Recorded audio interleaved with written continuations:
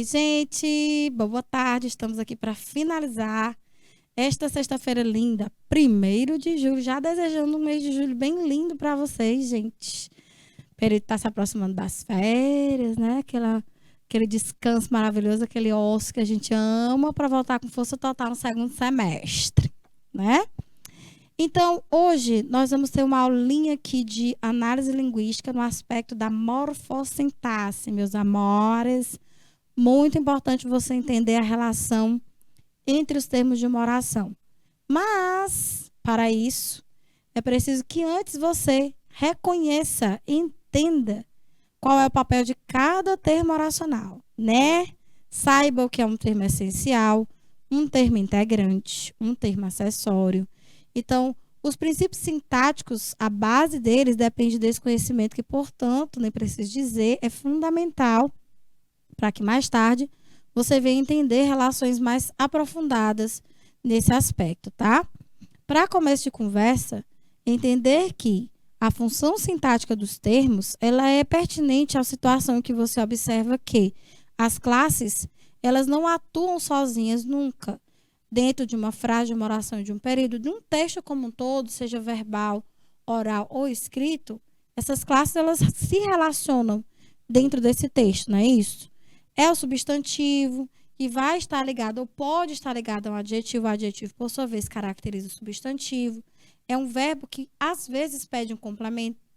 Ou, quando não pede esse complemento, ele está seguido ali de um adjunto para expressar uma circunstância. Então, é disso que a gente fala.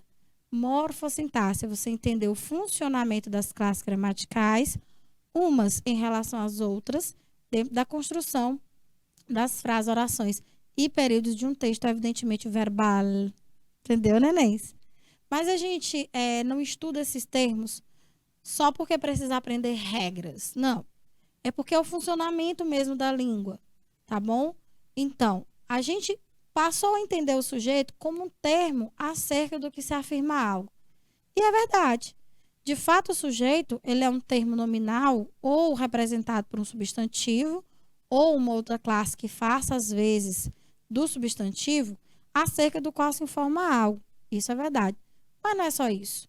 Muitas vezes eu percebo uma relação entre o sujeito e o verbo, no sentido de que o verbo, uma vez indicando uma ação, esse sujeito pode praticar, esse sujeito pode sofrer, esse sujeito pode, ao mesmo tempo, praticar e sofrer o processo verbal.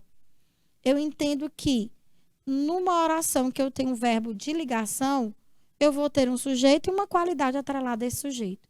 Então, tudo depende daquilo que eu quero dizer. Se eu quero caracterizar um ser, eu vou utilizar muitos verbos de ligação, não é isso? Porque eu vou atrelar ali ao sujeito um adjetivo, que vai apresentar, evidentemente, as qualidades, as características dele. Isso é típico da descrição. Já estou passando a visão para você, querido estudante. Se você usa muito adjetivo com substantivo para construir um gênero, é porque a sua intencionalidade é muito, muito descritiva. Você quer apresentar ali, tá, um ponto de vista sobre um ser no sentido de descrevê-lo, caracterizá-lo. Então, isso indica que você está criando situações para a tipologia descritiva. Ó, Bob Esponjinha fofinho aí. Hora do estudo, neném. Se chama. Bom, aí a gente aprendeu também que existem tipos de sujeito, né? A gente aprendeu a verificar isso, determinadas classificações do sujeito pela presença dele na oração ou pelo fato de ele poder ser recuperado, embora eu não ouça ou eu não o veja escrito. Então, a gente classifica muito o sujeito por esses critérios. Mas você, querido estudante, já parou para pensar que eles são utilizados com intenções diferentes?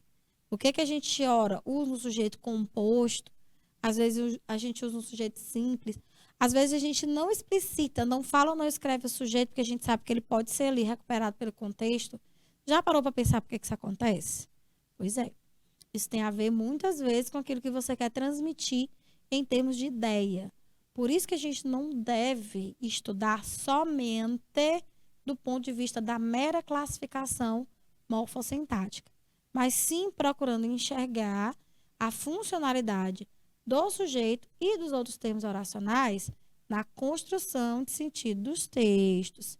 É isso que a análise linguística, tia Flavinha, quer dizer, Quando eu usar um sujeito implícito, um sujeito que eu chamo de oculto, é porque eu tenho uma intenção? Sim, tem.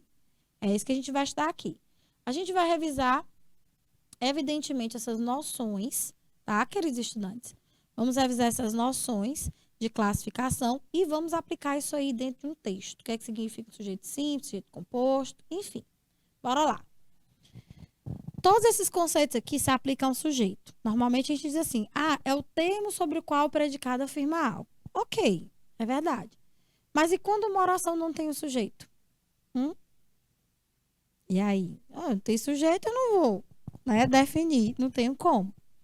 Mas enfim, quando a gente diz que o sujeito é um ser ou coisa que pratica a ação, sofre, ou que a pratica e sofre ao mesmo tempo, eu tenho aí a análise da perspectiva do processo verbal e de como o sujeito atua em relação a esse processo verbal. Captou? Então, se eu digo que um sujeito é agente porque ele pratica o processo, se eu digo que um sujeito é paciente, é porque ele sofre. Então, normalmente, quando eu quero apontar alguém como autor de uma ação, eu vou usar o sujeito agente. Se eu quero apontar alguém como paciente no processo, como uma vítima, por exemplo, ou com alguém que vai sofrer alguma ação, não sofrer no sentido mais específico de sofrer, sabe? Sofrência, não. Mas ele recebe a ação. Então, é por essas perspectivas de sentido que eu vou usar cada um dos tipos de sujeito. Então, é também um conceito acertado você dizer que o sujeito é um ser ou fato sobre o qual se declara algo. É verdade. Mas nem sempre você vai trazer essa perspectiva, tá, para as orações. Por exemplo, quando você diz, o dia está claro, você está declarando algo. É verdade. Mas você já não pode dizer que o sujeito é um ser que pratica uma ação. Por quê? O dia está claro, porque você está usando o verbo estar para indicar um estado, uma percepção que você tem ali no momento. Ou seja, você olhou, viu que o céu está claro para você, o dia clareou, ou seja, amanheceu. Então, a noção aí é que vai comandar os tipos diferentes de sujeito. Então, você já parou para pensar nisso? Pois é, bebê. Até então, nós só classificávamos lá para o textinho lá, e nem um texto, é só um fragmentinho. Bora, olha para a frase bem aqui. Identifica o sujeito, classifica agora. Sim, ok. Identificou, classificou. Por que está empregado lá? Qual é o efeito de sentido que o emprego desse sujeito provoca no texto? É isso que a análise linguística faz, entendeu? É isto. Veja aí. Isso explica em muitos casos a concordância do verbo com o sujeito. Olha só, o princípio da concordância que a gente inclusive estudou aqui, ó, tem muito a ver com os tipos de sujeito. Se eu não tenho um sujeito expresso na oração, ou porque o sujeito ele é indeterminado, ou porque realmente ele não existe, eu não tenho por que flexionar o verbo.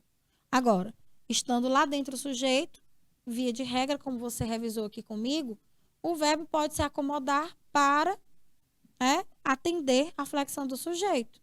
Por isso, sujeito simples, singular, verbo singular. Sujeito simples, plural, verbo no plural. Sujeito composto aí vai depender, né? Nem todo sujeito composto leva o verbo ao plural. Então, a gente tem que tomar os cuidados que a gente viu lá na concordância, tá bom? Olha aí, ó. Simone gosta de ler livros antigos. Eu estou observando aqui que, do ponto de vista da locução gosta de ler, Simone é sujeita agente. Eu estou informando que Simone é uma leitora assídua de livros antigos. Olha, ela gosta. Então, ó, voz ativa, porque a Simone é que gosta de ler os livros. Ou seja, do ponto de vista de ler e gostar de ler, Simone, ó, é o termo sobre o qual eu declaro essa afirmação, essa informação. Normalmente a gente faz a perguntinha, né? Quem? O quê? Para o verbo da oração que constitui o predicado, tá bom? Olha aí. Os livros antigos foram lidos por todos os monges. Agora, eu já estou colocando um sujeito que sofre um processo verbal. Eu percebo, bem aqui na locução, ó, foram lidos. Então, o verbo foram empregado assim, o participio passado já indica que o sujeito sofre. Ou seja, a ação recai sobre os livros. E quem foi que praticou essa ação? Ó? o termo preposicionado, que a gente vai chamar lá dentro da voz ativa, da voz passiva analítica, de agente da passiva. Eu tenho como transformar isso aqui na voz ativa? Tenho. Pegue o termo todos os monges sem a preposição, porque lembre-se, dentro das regras sintáticas, o sujeito não é um termo preposicionado, tá? Ou seja, o sujeito é acompanhado de qualquer determinante menos preposição. Pode ser acompanhado de um pronome demonstrativo, pode ser acompanhado de qualquer pronome que acompanhe o sujeito, ou substantivo, ou termo que se comporta como sujeito, é um pronome adjetivo. Qualquer numeral que acompanhe esse termo também é numeral adjetivo, tá? Então, é assim. Aí, por que eu estou dizendo que essa voz é passiva? A voz é definida exatamente pela relação que eu percebo entre a ação verbal e o comportamento do sujeito. Se o sujeito pratica, como você viu, Adriel, ele é agente. Se ele sofre, se a ação que você está vendo ali no verbo cai sobre ele, recai sobre ele, de modo que ele se comporta como alvo, ele é paciente. E se você percebe que ele faz as duas coisas ao mesmo tempo, é agente e paciente, por exemplo, Adriel olhou-se no espelho. Eu tenho um sujeito reflexivo, tá? Porque ele sofre e pratica a ação ao mesmo tempo. Então é simples assim. Faça a perguntinha. O que foram lidos? Os livros antigos, tá aí o sujeito. O que foram lidos por todos os monges? Os livros antigos. Você faz a perguntinha e o próprio verbo te responde, tá? É, isso mesmo, Adriel. Simone aí é o sujeito e sujeito simples, que é o que só tem um núcleo, tá bom? Muito bem. Aí aqui você não confunda, não. O núcleo do sujeito é só um, é o substantivo livros. Ele apenas está modificado pelo artigo definido os e pelo adjetivo adjunto antigos. Esses termos, artigo e adjetivo, são modificadores do substantivo representado, representando, melhor dizendo, o sujeito livros, tá? É isto aí. Bora ver mais. Quem trouxe esses gatos até minha porta? Aí a pergunta já está até feita, né? Se você perguntar para o verbo trazer, ó, o sujeito é quem, né? Então, tem certos pronomes e certos numerais que se comportam como substantivos. Esses termos sofrem derivação imprópria, ou seja, alteram a classe gramatical. Nesse caso aí, ó, você sai de um pronome para substantivo. E podem sim atuar como sujeito. Uns pronomes fazem isso, pronomes indefinidos, pronomes interrogativos, tá? Podem sim se comportar como sujeitos. Então, o sujeito da frase, você já está vendo marcadinho aí, ó, é quem? Ri faz meu espírito. O que faz meu espírito? Ó, ri. Faça a pergunta para o verbo e ele mesmo te responde. Ri. Ri? Ri não é verbo, professora? Não, aí não. Aí ele, de novo, assim como quem lá em cima, no exemplo imediatamente anterior, sofre a derivação imprópria, que é a alteração de classe, para no contexto se comportar como um sujeito, tá? Então, cuidado com isso aí. O sujeito aqui é ri. O que faz meu espírito? Ri. Aí vira substantivo, né? 2 dos prisioneiros conseguiram escapar do cerco. Quem conseguiu escapar do cerco? 2 dos prisioneiros. Pronto. Ó o numeral 2, ó. Se comportando aí como núcleo do sujeito. Numeral substantivado. O verde, água, calma. Aqui eu tenho esse termo composto representando o núcleo do sujeito. O verde, água, tá? O que é a calma? O verde, água. Então, você percebe que muitas classes, por derivação imprópria, podem passar a se comportar como substantivos e assumirem o papel sintático de sujeitos da oração. Você já viu aqui que o pronome pode ser sujeito, o verbo pode ser sujeito, o numeral pode ser sujeito, o adjetivo pode ser sujeito e verde. Toda cor, verde, amarelo, azul, branco é adjetivo, mas aqui, ó, se comporta como sujeito. O que vai levar você, eu espero, a refletir sobre o seguinte. A classificação das classes gramaticais, gente, em substantivo, em adjetivo, em verbo, em advérbio, etc., ela não pode ser tomada a ferro e fogo. Tudo vai depender do contexto. Então, você só pode afirmar que uma palavra ou um vocábulo é categoricamente pertencente a uma classe quando esse elemento estiver dentro de um contexto. Só assim você vai poder dizer se ele realmente é um pronome, ou um substantivo, ou um adjetivo. Ah, tia, eu não estou entendendo isso não. Vou esperar ainda. Pera ainda bem aí. Ó, você olha para a palavra de, tá? De mesmo, né? De não, é de. E diz assim: eu aprendi que esse elemento aí estabelece ligação entre palavras. É um vocábulo que a gente chama de preposição. Preposição, portanto, é um vocábulo da língua portuguesa, invariável, porque não tem flexões de gênero nem número, que liga um termo a outro. Ok. Nesse sentido, a mesma preposição. Então, eu coloco aqui, por exemplo, a expressão casa de vidro. Perfeito.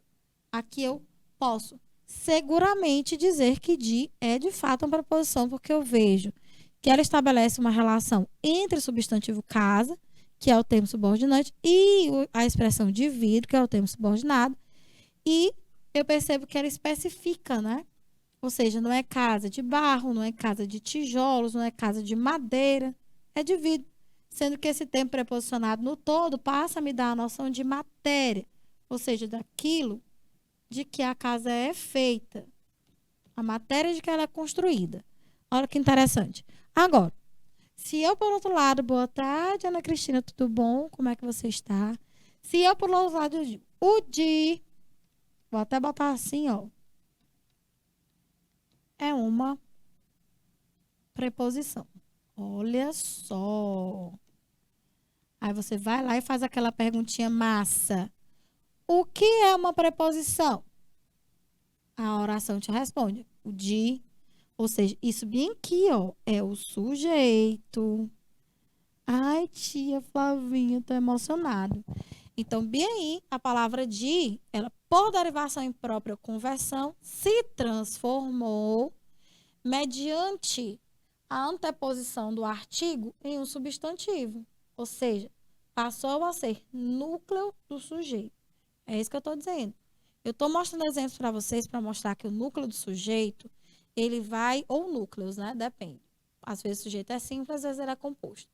Enfim, mas o núcleo ele pode ser representado por diversas classes. E claro, a classe campeã nesse papel é de fato substantivo, mas não é só ele. Estou mostrando para você. Às vezes é um advérbio, às vezes é um verbo que vai atuar no papel de substantivo. Pode, portanto, ser um sujeito, né? Deixa eu ver, Adriel, de é preposição, né? Exatamente, garoto. A via de regra é uma preposição, a preposição é essencial, tá? Raramente ela vai se comportar, como eu estou te mostrando, ó, como substantivo. Só se ela tiver aqui, ó, antecedida de artigo, tá? É isso. Bom, vamos mais. Olha aí, ó. Eles resolveram fazer as pazes. Dessa vez, ó, o pronome do caso reto, eles. Quem resolveram fazer as pazes? Eles. Pronto, sujeito. Está prevista para hoje uma chuva, a qual preocupa os meteorologistas. Como eu tenho duas orações, queridos, veja aí, ó. Importante que, para análise sintática, você saiba exatamente o que é uma oração, o que é uma frase verbal, nominal, o que é um período, tá? Isso aí é um período, gente. Você sabe como é que o período é definido? Período é um enunciado de sentido completo, precisa ter verbo, tá? E pode ser simples ou pode ser composto. O período simples ou oração absoluta ou período absoluto é aquele que somente tem um verbo ou uma locução verbal, responsável por construir toda a base do predicado. Beleza? E o composto é, portanto, aquele que vai apresentar dois ou mais verbos ou locuções verbais. Então, o que vem a me dizer que aqui eu tenho um período composto? Olha para cá. Ó. Você está vendo aqui, vou marcar em vermelhinho. Está, beleza? E para cá, preocupa. Então, isso significa dizer que eu tenho um período composto, porque eu noto duas orações. E se eu tenho duas ou mais orações, o período é composto, não é simples? E significa dizer que dentro de uma oração, de um período, aliás, você pode sim, sendo ele composto, ter mais de um sujeito. Ou simples, ter um sujeito composto. Entende? Vamos lá. Então, a senhora disse que tem dois sujeitos aí, né? Quando você coloca na ordem natural, uma chuva está prevista para hoje. O que está prevista para hoje? Uma chuva. Vamos marcar aqui em marca-texto amarelinho. o sujeito da primeira oração, uma chuva. Na segunda, o sujeito é o mesmo. Mas note que, como eu tenho aí um período composto por subordinação, para não repetir uma chuva, eu usei um pronome que retoma essa expressão. Então, quem para o curso meteorologista? Uma chuva. Só que nessa oração, quem está representando o sujeito? Ó, o pronome é a qual. Esse pronome é relativo. Então, eu tenho bem aí um sujeito representado por pronome. Entenderam? Por isso que o papel desse pronome aqui, ó, vai ser o sujeito. Então, a qual aí vai ser o sujeito da segunda oração. Entenderam? Tá aí. Uma chuva, sujeito de estar prevista, e a qual sujeito de preocupa. Então, essa noção de como se constitui, de que classes podem representar o sujeito, é o primeiro passo para você compreender melhor como é que esse termo vai ajudar a construir os efeitos de sentido, tá? Deixa eu ver. O Adriel pergunta, por que o de dá sujeito? Adriel, para ser bem reta e prática, qualquer classe gramatical, não só o substantivo, pode fazer o papel de substantivo.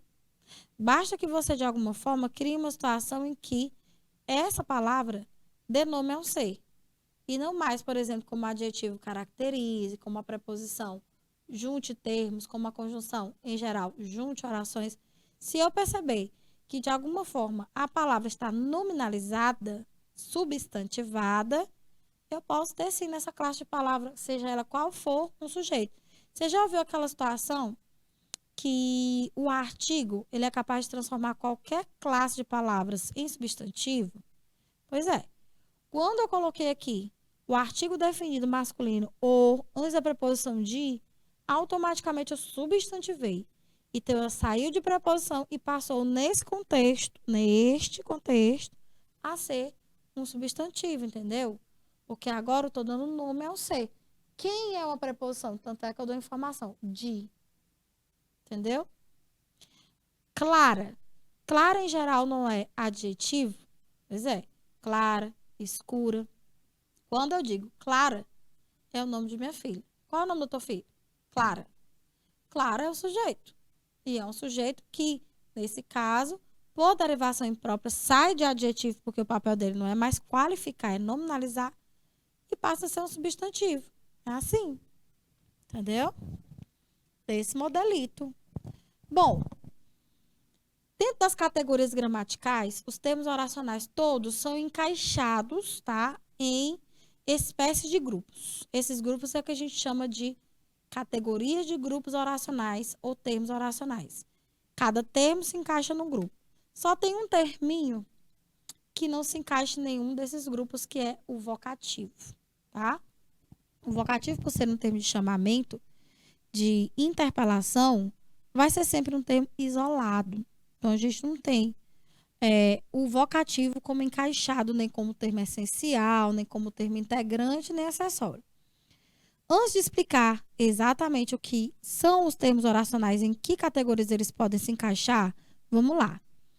Por que a gente divide a presença desses termos dentro desses grupos específicos? Porque, assim, dentro das funções sintáticas, cada termo ele pode exercer papéis similares. Por exemplo, o que eu chamo de termo integrante é um termo que eu percebo que lá nas relações sintáticas completa outro.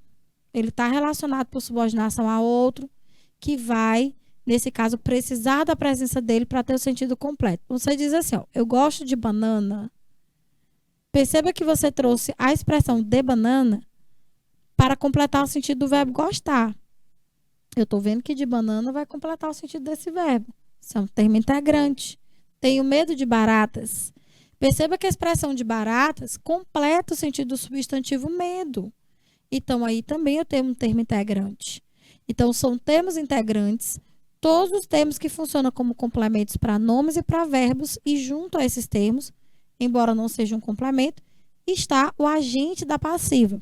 Foi aquele termo que eu mostrei para vocês ainda há pouco, né? Acho que era todos os livros foram lidos por todos os monges, né? O termo por todos os monges é o agente da passiva. Beleza. O sujeito, assim como o predicado, sobre o qual a gente não vai falar ainda, são termos essenciais. Nós entendemos que dentro dessa categoria essencial se encaixam termos que são base, ou seja, no mínimo, eles estão lá. Ah, tia, mas tem oração sem sujeito. Sim, mas oração sem sujeito é um predicado, não é não? Pois é. Então, termos essenciais são os termos básicos da oração. No mínimo, tem eles. Entendeu? Você diz assim, choveu não é uma oração? É. Choveu indica um fenômeno da natureza. É verdade. Choveu tem sujeito? Não, gente. Não, como é que eu vou responsabilizar alguém pela chuva? É um fenômeno da natureza. É um fenômeno explicado cientificamente. Então, não tem como colocar um sujeito para chover, trovejar, relampejar, estar frio ou quente. Não tem. Essas são as orações sem sujeito, tá? Mas daqui a pouco a gente dá mais detalhes. Então, os termos acessórios já são uma outra categoria oracional que não está presa a nenhum outro. Ou seja, pelo menos não aparece enquanto complemento. Mas que, uma vez presentes, vão tornar aquele contexto muito mais especificado, muito mais detalhado, muito mais minucioso. Então, esses termos vão aí enveredar pelo adjuntante nominal, o adjuntante verbial, que é a função sintática do advérbio, tá? E o aposto. O sujeito é mesmo termo essencial, como você está vendo bem aí, ó. Explicando para você que nos mínimos detalhes. Por que o sujeito é termo essencial? Porque ele é base para toda oração. Claro que tem oração sem sujeito. Sim, tem. E tem o porquê dessas orações sem sujeitos. Um desses porquês eu já acabei de explicar. É quando eu quero indicar fenômenos. Fenômenos naturais. Tá bom? Vamos lá. Olha aí, ó. Os tipos de sujeito vão levar em consideração vários critérios, tá? Tem tipo de sujeito que considera a quantidade de núcleos, tá? Se o sujeito tem um núcleo apenas, ele é chamado de simples. Se ele apresenta 2 ou mais núcleos, ele é chamado de sujeito composto. Normalmente, o sujeito composto leva o verbo ao plural. Eu disse normalmente. Tem casos em que não, né? Espero que vocês lembrem que a gente já estudou isso aí em concordância. Tchau. Beijo. Olha aí. Simples. Apenas um radical. Ou seja, um núcleozinho esse sujeito tem, tá? Você vai ver uma palavrinha que no singular ou no plural pode levar o verbo ao plural, como você viu, né? Às vezes um sujeito simples tem um núcleo só, esse núcleo por si só está no plural, né? Às vezes esse núcleo está no singular, mas está especificado. Como você vê, por exemplo, um bando de pássaros. O núcleo é bando, que é um substantivo coletivo, ó, e esse coletivo está especificado pela expressão de pássaros. Como o núcleo dessa expressão está plural e esse núcleo do sujeito é um substantivo coletivo, posso eu, segundo o registro formal, optar pela concordância atrativa, ou seja, com o especificativo que está no plural, que é a palavra pássaros, ou com o núcleo do sujeito, que é o coletivo bando. Então, eu posso dizer, o bando de pássaros voaram, atrativo com de pássaros, ó. Pássaros, no caso, né?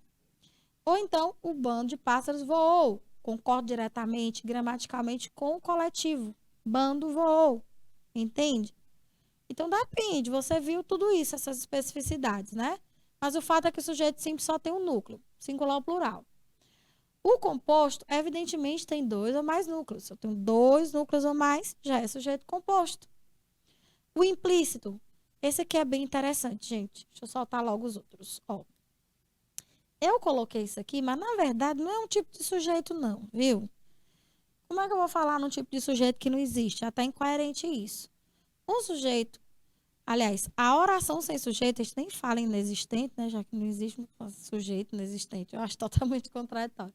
Mas, enfim, a oração sem sujeito, ela ocorre por um motivo, por vários motivos, né? E um deles é indicar fenômeno da natureza, o outro é indicar existência ou tempo transcorrido com determinados verbos, não é com todo o verbo, viu, gente? Determinados verbos, indicar sensações, beleza?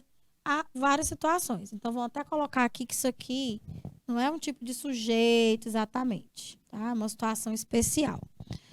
Bom, esse implícito é interessantíssimo, porque assim, o sujeito que a gente aprendeu a vida inteira a chamar de implícito, oculto, subentendido, elíptico, é, na verdade, um sujeito que você omite, porque o contexto vai te permitir tranquilamente identificar, tá? Esse sujeito. Ou então, você resolve em determinadas partes do texto empregar esse tipo de sujeito por questões coesivas, para evitar repetições desnecessárias. Já houve questão do Enem, só para o governo de vocês, que cobrou o sujeito implícito. Obviamente que nunca no Brasil que o Enem pede para tu classificar alguma coisa, nada disso. Ela pediu que você enxergasse lá uma parte da oração em que a coesão, ou seja, a organização textual se deu por elipse do sujeito. Ou seja, para que eu vou repetir se eu posso omitir porque eu já disse em outra parte do texto? Entende? Então, é isso que a gente precisa pensar. Não é só classificar o sujeito, é saber exatamente por que eu devo classificar daquela forma e em que situações eu posso utilizar. Para que isso? Para comunicar melhor, lógico, né? Para eu dominar as linguagens. Então, esse implícito é o mesmo que a gente chama de oculto, desinicial, elíptico, subentendido. Tem um nome aí para ele. Tudo dá no meio. De acordo com a nomenclatura gramatical brasileira, né? Oculto. Oculto. Você pode chamar de elíptico. Olha aí. Elíptica porque a elipse é uma figura de omissão. Então, quando eu não vejo o sujeito, mas eu consigo recuperar pelo texto, pelo contexto, é o sujeito elíptico. E a mesma coisa, gente. Não faz diferença se você usar uma nomenclatura ou outra. Eu, particularmente, não gosto de oculto. Para mim, o sujeito oculto é um sujeito que não é revelado. Eu sei que alguém, algo pratica uma ação, mas eu não consigo precisar determinar ali na oração. Esse, sim, deveria ser chamado de oculto, que é o próximo sujeito indeterminado. Outro tipo de sujeito fantástico, interessantíssimo. Perceba, queridos estudantes da segunda série do ensino médio, você deve estar estudando muito, né, os gêneros argumentativos, porque é normal essa noção dessa tipologia, daquilo que ajuda a construir, não é? Sequências argumentativas e, evidentemente, de cada gênero que vai se encaixar, que vai trazer elementos dessas sequências com a finalidade de persuadir ou de convencer alguém. Pois é. O que eu queria dizer? O sujeito indeterminado é uma estratégia de impessoalização, gente. Quando você indetermina o sujeito, tem várias razões para isso.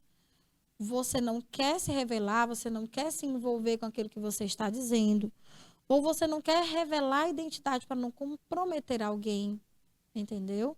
Então, existem vários motivos para você não determinar diretamente o sujeito. Ó, você diz assim, por exemplo, roubaram meu carro. Deus o livre e guarde, tá amarrado e repreendido no nome de Jesus. Eu não sei quem foi. Aí você diz assim, é o ladrão. Sim, claro que quem rouba é ladrão, gente.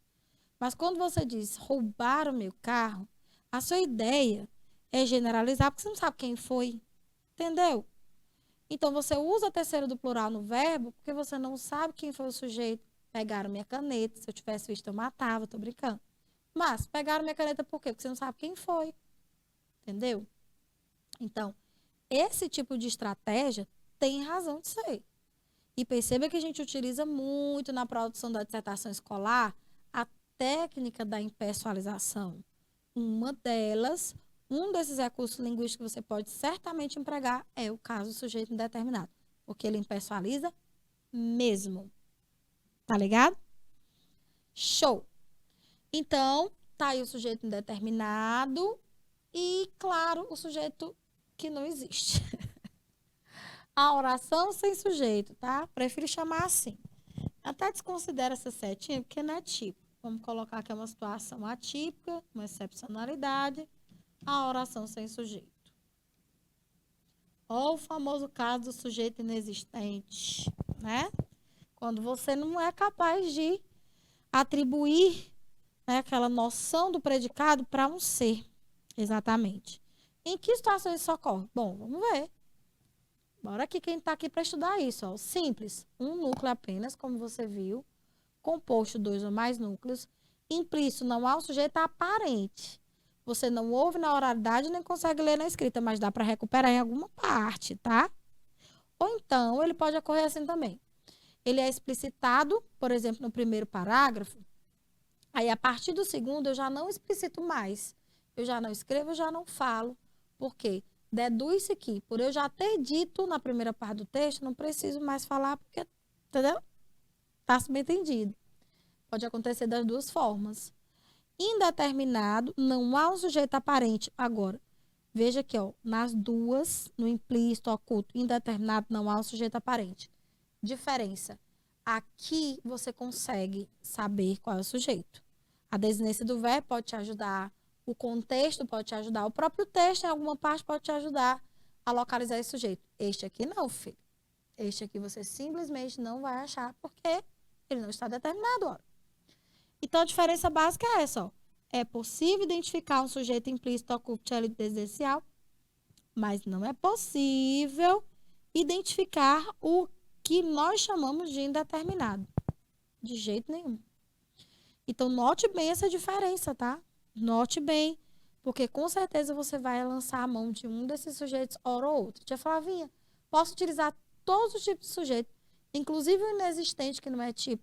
Lá na minha construção textual, meu Deus, sempre que lhe for conveniente. Aí, eu botei em separado. Inexistente, não há um sujeito na oração. Isso justifica, gente, nós chamarmos esses verbos que constituem as orações sem sujeito de impessoais. Então, tia Flavinha, tem situações em que nós avistamos que um contexto é formado somente por predicado? Sim, bebê. É por isso que o predicado é um outro termo essencial. Então, você lembra que eu falei que os essenciais são termos básicos na oração? Sujeito e predicado são os termos essenciais. Porque quando eu tenho um sujeito, eu vou ter um predicadinho para trazer alguma informação sobre ele, né? E se eu não tenho um sujeito, eu vou ter o predicado, que por si só já vai me trazer uma situação clara de contexto especificado. Perfeito. Muito bem. Tia, pois me deu uma oração que não tenha sujeito. Agora, olha, há alunos maravilhosos.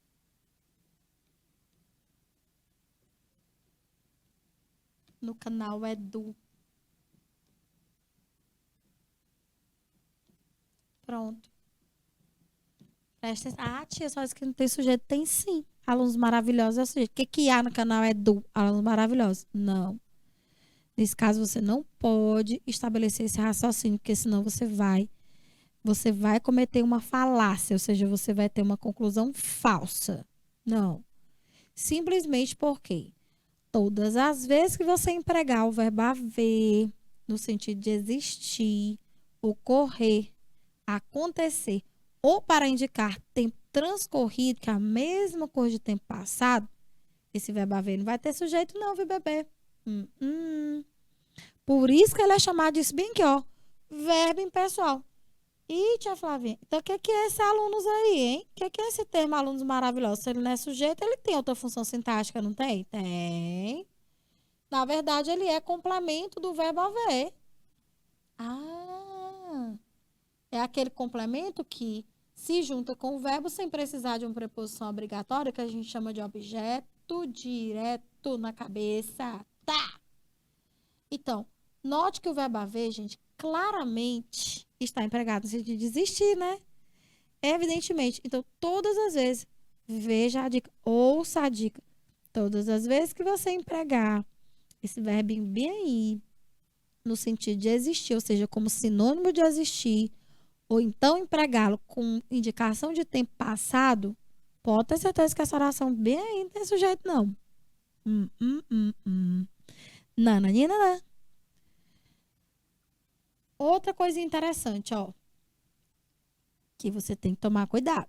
Se você empregar o existir como sinônimo de haver, aí a coisa já muda de figura, porque esse mesmo termo que você acabou de ver, que com o verbo haver é um complemento verbal do tipo objeto direto, vira um sujeito. Vou repetir. Com o verbo haver como sinônimo de existir, o haver não tem sujeito. Vai aparecer lá um complemento verbal para ele. Usar o existir no lugar de haver já muda a lógica da coisa. Por quê? Porque a norma considera existir como verbo pessoal. Ou seja, se você emprega existir, ele tem um sujeito. Então, quando eu coloco existir no lugar de haver, vou até puxar para cá, esse termo automaticamente, alunos maravilhosos, passa a ser sujeito do verbo existir. E isso vai me levar a flexionar esse verbo, porque se eu não flexionar, eu vou, de acordo com o registro padrão, errar a concordância. Existem alunos maravilhosos. E o resto você já sabe. Olha, bebê, como o babado é forte. Tu tá vendo como essa nossa língua é top? Pronto. Aí esse termo alunos maravilhosos, evidentemente, pelos motivos já explicados, ó, você classifica como sujeito. Só porque você trocou o verbo haver por existir. Existir é pessoal e haver não é pessoal. Tanto é que eu não concordei, observe, ó, a com alunos. Por quê que eu não concordei? Porque aluno não é sujeito. Então, eu não vou dizer alunos. Nem que você queira, você não vai dizer alunos. Há alunos, há dias. Olha aí. É isso. Oi, Adriel, qual é a diferença entre indeterminado e inexistente? Te explicar agora, garoto. O inexistente, de fato, não existe. Simples. Você tem ali um predicado e não pode atribuir o processo a nenhum ser, simplesmente porque esse ser não vai manter relação direta com o processo verbal. Veja, você não vai poder perguntar para o aluno quem há, quem é responsável pela existência. Não dá. É convencionado pela norma padrão, pela norma, pelo registro formal, que verbo haver, nesse sentido que eu falei para vocês, existir, ou indicando tempo passado, não tem sujeito. Simples assim. Então, avistou esse verbo, percebeu que ele está indicando existência ou tempo passado, você já sabe. Ali é uma oração que só tem predicado. Ou seja, bem aqui, isso tudo, queridos estudantes, é um predicado. Ó. É um predicadinho. Somente a predicado. Vou já te mostrar, Adriel. Para vocês todos, queridos estudantes. Aqui eu já tenho, ó, sujeito e predicado.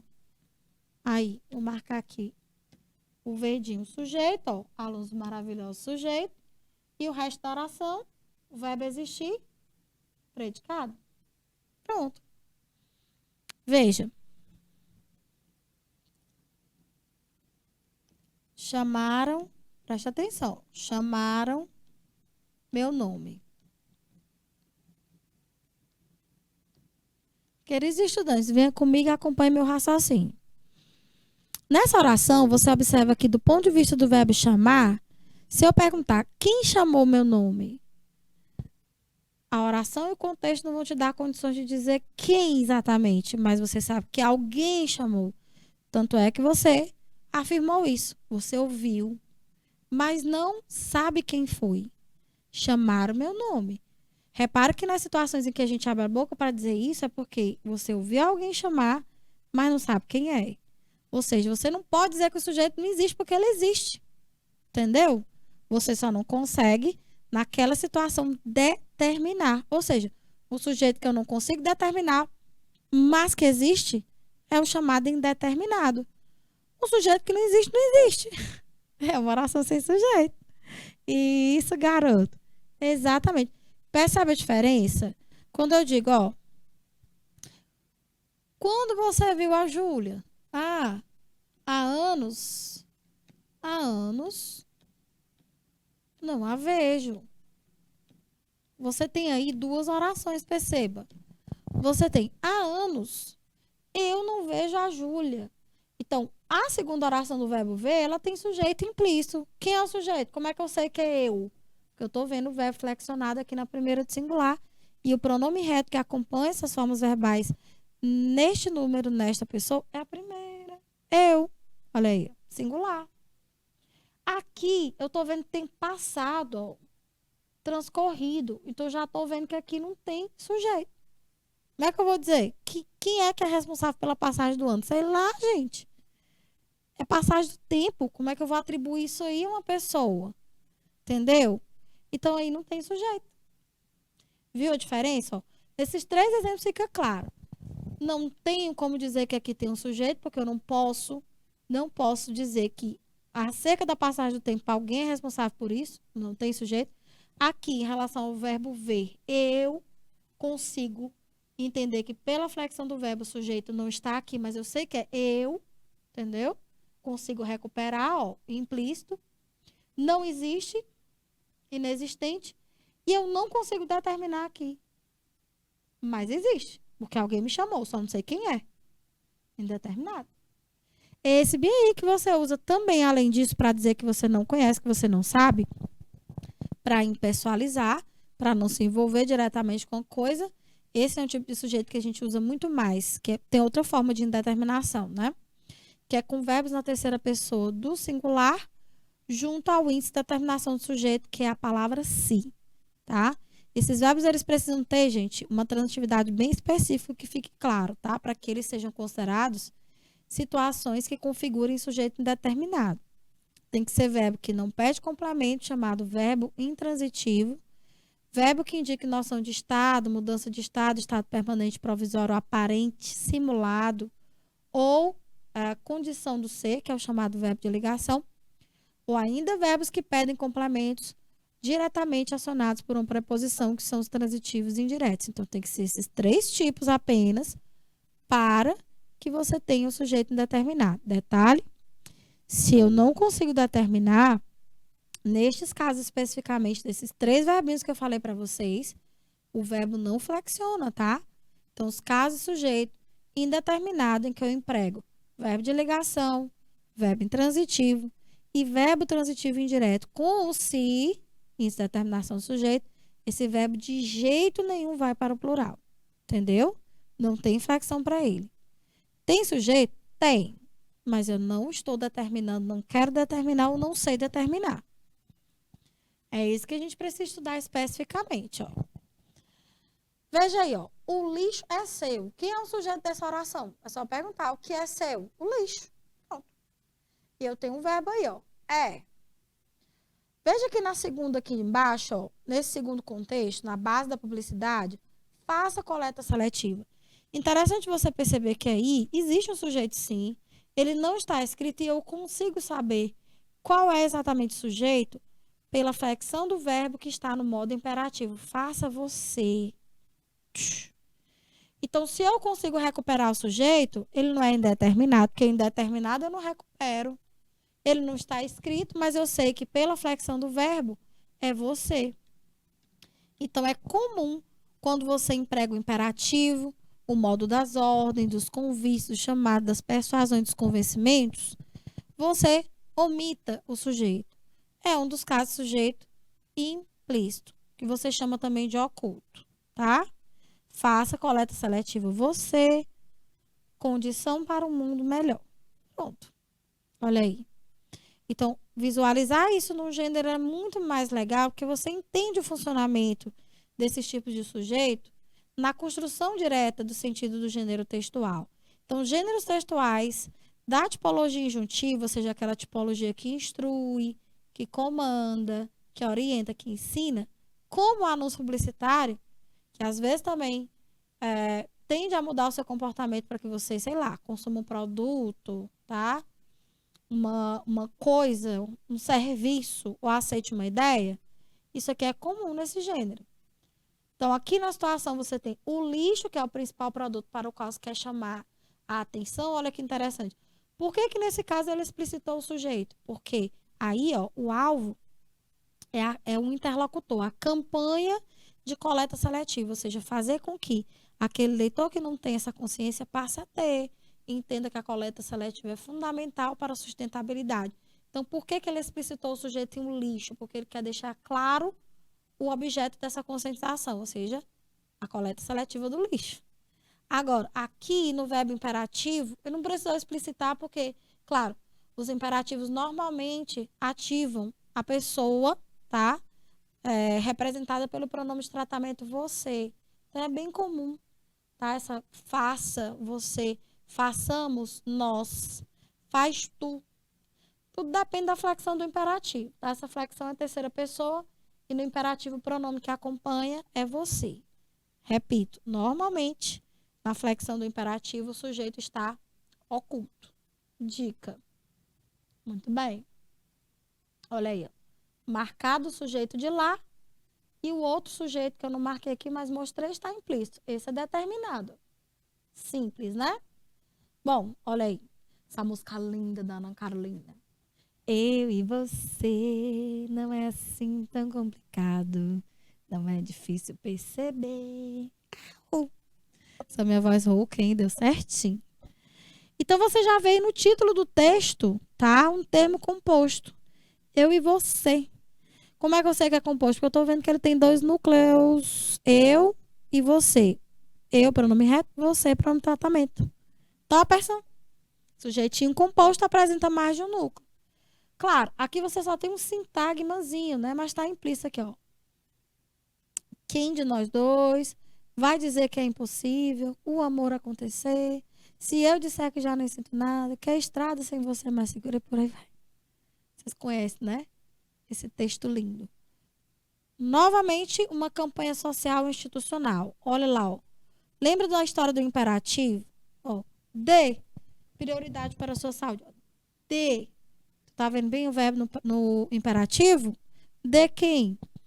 Essa flexão em terceira pessoa nos leva a entender que o pronome que estaria aí, por ser forma de imperativo, era você. De você. Para a sua saúde, cuide-se. Cuide-se quem? Você. E mantenha seus exames em dia. Ó. Tudo está perfeitamente aqui, atendendo a terceira pessoa. Os verbos, né? Todos têm o mesmo sujeito você, os pronomes empregados, ó, possessivo e pronome oblíquo, né? Prevenção para uma vida mais completa. Campanha do Outubro Rosa. Top. Tá vendo? Ó? De. Eu marquei o verbo, mas para você perceber que o sujeito dele tá ali implícito, ó. Marquei também o cuide-se. Cuide-se quem? Mesmo sujeitinho você. E quem vai manter seus exames em dias? Você, bebê. Então, é muito comum, como eu disse, nas campanhas institucionais, campanhas em geral, né, gente? Conscientização, venda de produto, venda de serviço, que você tenha o tipo de sujeito chamado de implícito, oculto, elíptico, subentendido, desinicial. Essa palavra desinicial vem justamente da situação em que você pode recuperar esse sujeito na desinência do verbo. Como assim? Você olha a flexão do verbo, você vê que os imperativos aqui marcados, de, cuide, se mantenha, todos estão na terceira pessoa do singular. Como eu disse, no modo imperativo, o pronome que vai acompanhar essa flexão não é ele e ela não, viu, gente? Não é de ele, de ela, que isso não é ordem, não. Mas de você. Mantenha você, faça você, isso sim é ordem. Então, é o pronome de tratamento você que acompanha, tá? Mas essa perspectiva do sujeito inexistente, gramaticalmente falando, Alan, não é bem algo sem valor. Porque o sujeito inexistente, ele acontece em situações específicas, como eu falei para vocês. Indicar fenômenos, quando o verbo haver está lá para indicar existência ou tempo transcorrido. O verbo fazer também nessa perspectiva, indicando tempo transcorrido. Ele não tem sujeito, tá? O verbo ser está, verbo ser indicando hora, é oração sem sujeito. Verbo ser indicando distância, é oração sem sujeito. Verbo estar indicando sensações, está frio, está quente, está ruim, está cheirando mal. Sensações, tá? Os sentidos, tudo isso é oração sem sujeito. Então, assim, não é que não tem importância, mas são situações bem específicas em que você vai utilizar essa forma oracional, tá? Orações que não apresentaram um sujeito. Então, tá aqui. Nesse exemplo dessa peça publicitária, essa campanha social, nós vemos esse tipo de sujeito. É um recurso de coesão, como eu falei para você. Coesão por omissão. Ou seja, não escrever o termo ajuda, sim, a organizar o texto. Então, esse tipo de sujeito, apesar de não ser falado ou escrito, pode ser recuperado. Lembre-se, sujeito implícito, elíptico, sempre vai poder ser recuperado, dentro ou fora do texto. O indeterminado é esse que você sabe que existe, mas é incapaz de precisar. É incapaz de dizer quem é. Então, como eu falei para você, é importante saber exatamente as situações em que ele ocorre. As principais, tem muitas mais, são essas. Quando você joga um verbo na terceira pessoa do singular, aqueles tipos de verbo que eu falei, vou repetir, ligação, intransitivo e transitivo indireto. Esse se vem na partícula, tá? Na função de indeterminação de sujeito ou partícula de indeterminação de sujeito. Cuidado, não pode ter um objeto direto, que aí é outra coisa. Verbo na terceira pessoa do plural, isso se, evidentemente, no contexto você não for capaz de identificar algum sujeito, algum ser que vai estar associado a essa ação, a esse processo. Só nessa situação. Porque tem situações em que verbos em terceira pessoa do plural podem ter, sim, sujeito implícito, viu? Se eu digo assim, os meninos vieram e me ajudaram. Perceba que na segunda vez que você... Aliás, no verbo ajudaram, você não diz, os meninos vieram, os meninos me ajudaram. Você diz, os meninos vieram e me ajudaram. Então, o sujeito de ajudaram já foi mencionado no primeiro verbo, de modo que você não precisou mencionar no segundo. E você tem um verbo na terceira pessoa do plural. Porém, quando você usa esses verbos na terceira pessoa do plural e indica que não é capaz de identificar quem provocou o processo, né? Tocaram a campainha, enviaram flores para você, telefonaram para mim. Eu não sei quem é. Sei que alguém praticou uma ação, mas não sei quem é. Esse é o sujeito que a gente chama de indeterminado, viu? Cuidado. Verbos no infinitivo também podem marcar muito essa indeterminação do sujeito. Isso é um pouco contraditório, porque às vezes tem gente que diz que o próprio verbo no infinitivo é um sujeito simples. A cada caso é um caso, né? E aí, depois, a gente vai concluir esses tipos de sujeito, tá? Em outra aula de morfossintaxe. Espero que vocês tenham aprendido muito, nenéns. Muito obrigada pela companhia. Desejo um ótimo fim de e até a próxima aula. Tchau, tchau.